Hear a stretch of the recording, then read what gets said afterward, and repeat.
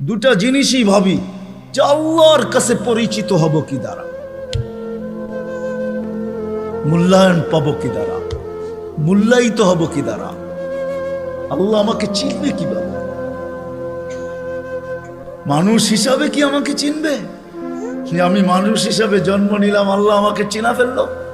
যদি এটাই হইতো তাহলে আল্লাহ মানুষকে জানোয়ার কেন বলবেন?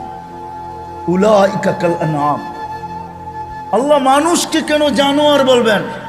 উলাইকা কাল আনআম বাল হুম আদাল, জানোয়ারের চেয়ে নিকৃষ্ট। মাসালুহুম কামাসালিল কালব কেন আল্লাহ বলবেন? যে এদের দৃষ্টান্ত কুকুরের ন্যায়। যে মানুষকে কুদরতি হাত দিয়া বানাইলেন, সমগ্র সৃষ্টিকে যার অধীন করলেন, ফেরেশতা পর্যন্ত আমাদের অধীন।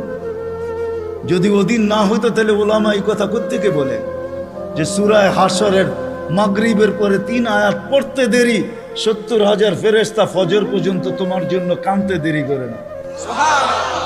সত্য তো? হ্যাঁ সত্য। ফজরের পরে আবার 70,000।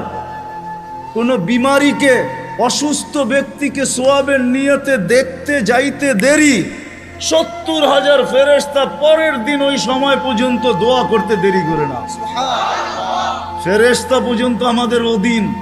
মসজিদে যতক্ষণ বসা থাকে এক ফেরেশতা ডাইনে বৈশা চোখের পানি জড়াইতে থাকে, আল্লাহুম্মা গফিরলা, আল্লাহ আরে মাফ করে দেন না। আল্লাহ বলে তোরা তো আইলো গেল কি, আপনার ঘরেই তো বের হইছে। আমাকে জিজ্ঞাসা করেন কেন তোর দিলে এত ব্যথা কেন? আপনার ঘরেই তো বয়ে রয়েছে। বন্দা তো আপনারই, সৃষ্টির সেরা তো আপনিই বানাইছেন। ও যদিও না কান্দে তো আমি ওর পক্ষ হয়ে একটু কাঁদতেছি, অসুবিধা কি? আরেকজন বলে আল্লাহুম্মা আরহাম আলাইহি, আল্লাহর উপরে দয়া করেন না। আপনার ঘরে বসে রইল, তারপরে যদি দয়া না করেন তো বাজারে গেলে করবেন, ওটা তো দয়ার জায়গাই না। কি করে না করে না দোয়া? যতক্ষণ মসজিদে বসে থাকে আরেকজন নামাজের সোয়াব লিখতে থাকে। আল্লাহ বলে ঘুমায় তো রইল, তুই নামাজের সোয়াব লেখস না কেন? ঘুমাইলো তো আপনার বাড়িতেই ঘুমাইছে, আর কোথায় ঘুমাইছে? সোয়াব লিখবো না তো লিখবো না কেন? এটাও ফেরেশতা চালায়। আপনি ভাবেন শ্বাস প্রশ্বাস এমনি নেন? কন্ট্রোল রুম আছে, কন্ট্রোল রুম। হ্যাঁ, হাবায়েক ফি আখবারিল মালায়েক কিতাবে আছে, জালালউদ্দিন সুয়ুতি রহমাতুল্লাহ আলাইহি লেখা। যখন শ্বাস নেই তো ফেরেশতা বলে আল্লাহ আমসিকা ওয়াতরুক, বন্ধ করে দিব না খোলা রাখবো? আল্লাহ 1,60,000 বার মেসেজ থ্রো করে, অটো উতরুক আলী আবদি আজাল, খোলা রাখ, সীমা রেখা দেওয়া আছে। যেদিন সীমা রেখায় আসবে ওই দিন বলবো টানবো তো আর ছাড়তে দিবি না, ছাড়বো তো আর টানতে দিবি না। বিনা দ্বিধায় 1,60,000 বার শ্বাস প্রশ্বাস নিতেছে। আসেন একটু ভাবি। সুর তো আমার কাছে নাই যে আমি আপনাদেরকে পাগল করব। এরকমই ডোলের মতো আওয়াজ যদি দিলে গাথে।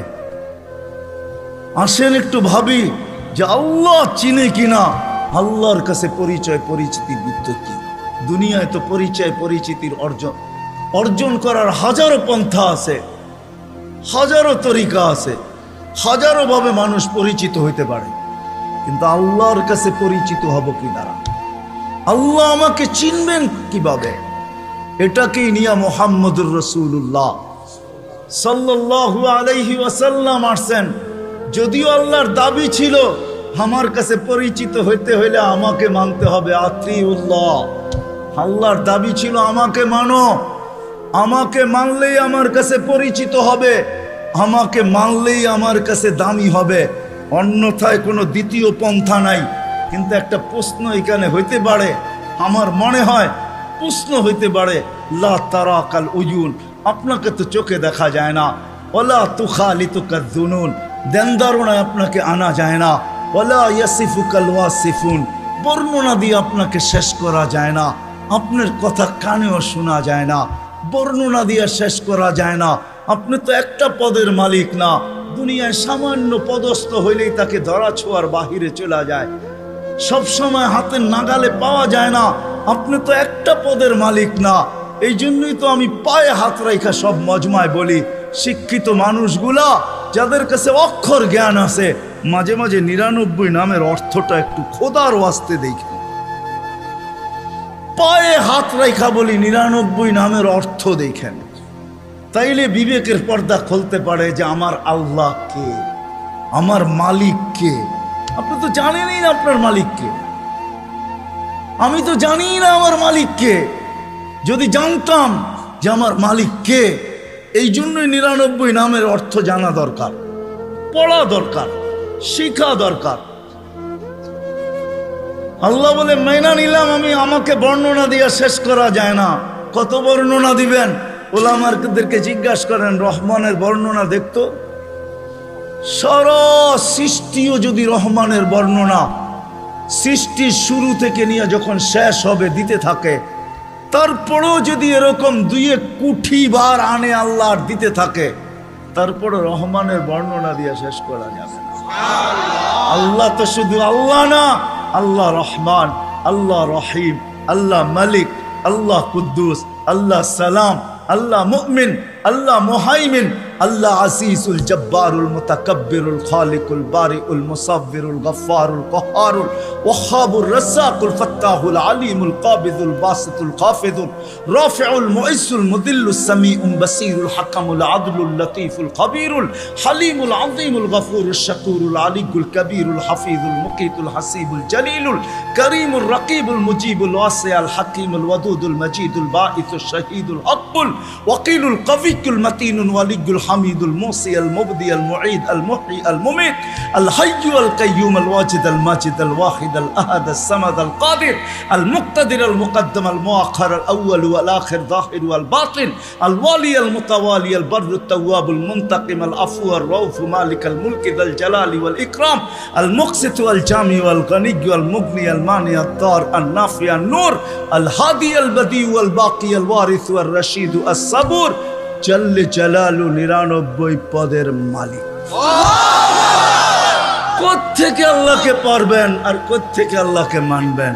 তো আল্লাহ আসান করছেন আমাদের জন্য যে ঠিক আছে, আমার বন্ধুকে মানলেই হবে। আতিউর রাসূল, আমার বন্ধুকে মানো, আমার কাছে পরিচয় পাবে, আমার কাছে পরিচিতি পাবে, আমার কাছে সম্মান পাবে, আমার কাছে ইজ্জত পাবে। আমি এটা দ্বারা তোমাকে মূল্যায়ন করব। আমার বন্ধুকে মানলেই আমি মূল্যায়ন করব। নাইলে কোরআন এই কথা আমাকে কেন বুঝাইতো? ওয়ালাউ আন্নাহুম ইয যালামু আনফুসাহুম। কোরআন কেন আমাকে বুঝাইতো?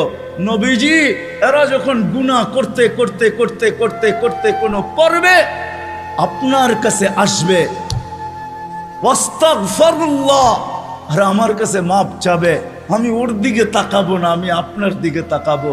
আপনি ওর পক্ষে না বিরুদ্ধে।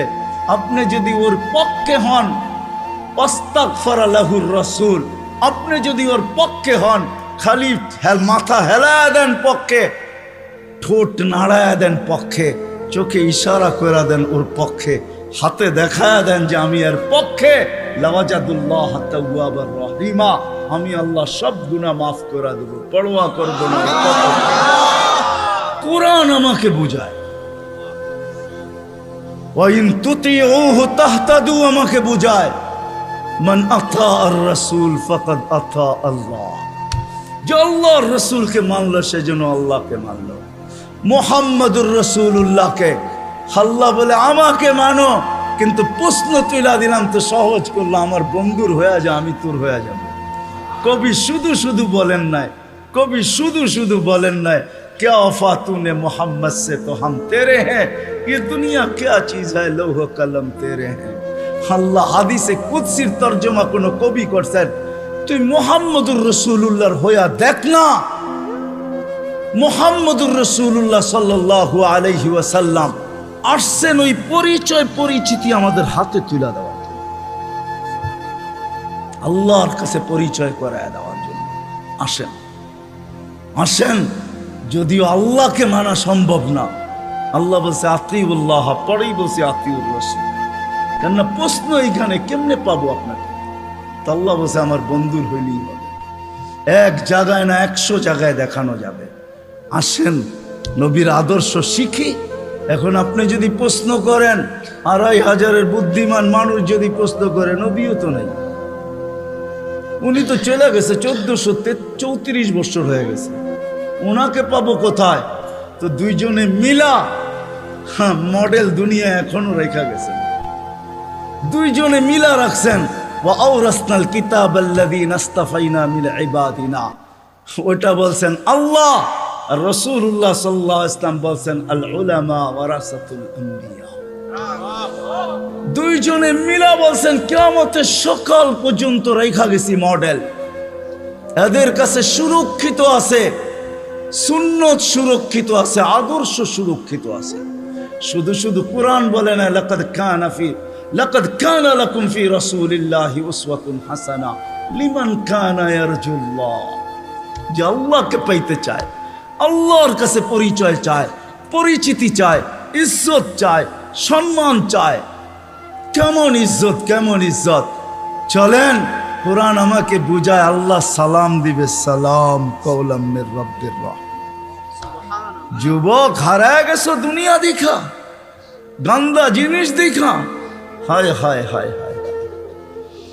অথচ তোমার যৌবন দিছিল এই জন্য মুহাম্মদুর রাসূলুল্লাহর তরিকা দ্বারা, আদর্শ দ্বারা তুমি যুবক, ওই যুবক হবে, জমিনে চলবে, আর আল্লাহ বলবে ইন্নী উবাহিল মালাইকাতা বিশাব্বিস সালেহ। তোমাকে দেখায় আল্লাহ বলবে আমি তোমাকে নিয়ে ফেরেশতাদের উপরে গৌরব করি। তোমাকে দেখাবে আর আল্লাহ বলবে আরশের নিচে তোর জন্য গ্যালারি রাখা আছে, সুপার ডিলাক্স গ্যালারি। এই দুনিয়ার গ্যালারি, জান্নাতে সব রাখা আছে। কি চাও তুমি? ভাবছো জান্নাতে গান নাই, দুনিয়ায় শুনে নেই জান্নাতের গান? সময় নেই আমার হাতে, তোমাকে আমি জান্নাতের গান শোনাইতাম। জান্নাতেই দুনিয়ার গান। দুনিয়ার সিঙ্গার রে সিঙ্গার বলা হয় না, এটি তো ফিঙ্গার, সিঙ্গার না। সিঙ্গার তো আল্লাহ বানায় রেখা দিছেন, উপরে রাখা আছে জান্নাতে। শোনাবে, তারপরে আল্লাহ জিজ্ঞাসা করবে কেমন শুনলি?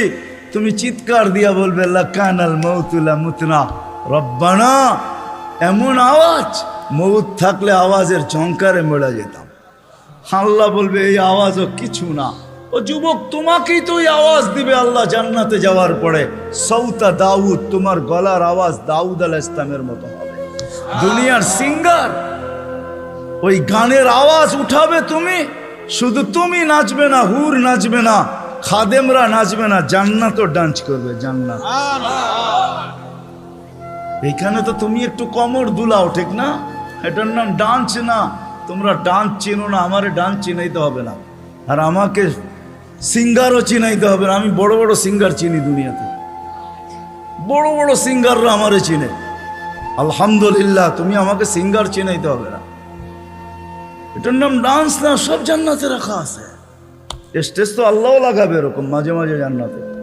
জিজ্ঞাসা করবে গান শুনবি? তো বলবে রেজওয়ান লাগা স্টেজ। প্রথম শোনাবে ফেরেশতা, আল্লাহ বলবে এত সুন্দর, তো বলবে আল্লাহ। তারপর আল্লাহ ডাকবে তালিয়া দাউদ, দাউদ আলাইহিস সালাম আসবে, বলবে এর চেয়ে সুন্দর। তারপরে আসবে আমাদের নবীজি। আল্লাহ বলবে এর চেয়ে সুন্দর, আল্লাহ বলবে রিজওয়ান ইরফাইল হিজাব, এখন আমি শোনাবো। প্রতি শুক্রবারে আল্লাহ দাওয়াত খাওয়াবে। দাওয়াত কেমন হবে? কয় আইটেম? 2-3 আইটেম হবে, ঠিক না? যখন নিজের জান্নাতেই 70 হাজার আইটেম খাবে, আল্লাহর ওইখানে কয় কোটি আইটেম হবে। প্রতি শুক্রবারে দাওয়াত খাওয়াবে। কোনো বাবরচি পাক করবে না, আল্লাহ কুদরত দিয়া পাক করবে। কেমন হবে ওই আইটেম? শুধু খাওয়াবে না, কাপড় পরাবে। শুধু কাপড় পরাবে না, খুশবু লাগাবে, তারপরে গিফট দিবে। গিফট এত গিফট দিবে, দুনিয়ার সমস্ত ট্রাক জমা করলে একজনের গিফট জান্নাতে নিয়ে যেতে পারবে না। ফেরেশতা নিয়ে যাবে, এত গিফট দিবে আল্লাহ। বিশ্বাস হয় না?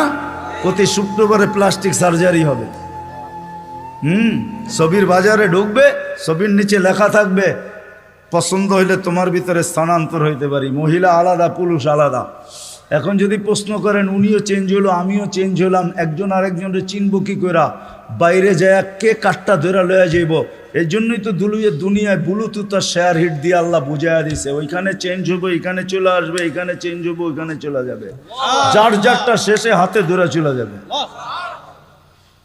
ওই জান্নাত রাখা আছে। সাহাবা শুধু শুধু পাগল হয় নাই।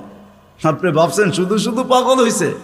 আবু বকর সিদ্দিক রাদিয়াল্লাহু তাআলা 13টা দোকান খোয়া দিয়েছে। চিনেন ওনার দোকান কোথায় ছিল? হজে গেছেন? হজে গেছেন? কে হজে গেছেন? মক্কা টাওয়ার দেখছেন? মক্কা টাওয়ার, দুটা দোকান, দুটা মসজিদ আছে, দুটার নাম আবু বকর। এইখানেই 13টা দোকান ছিল, এটা ওনার প্রপার্টি।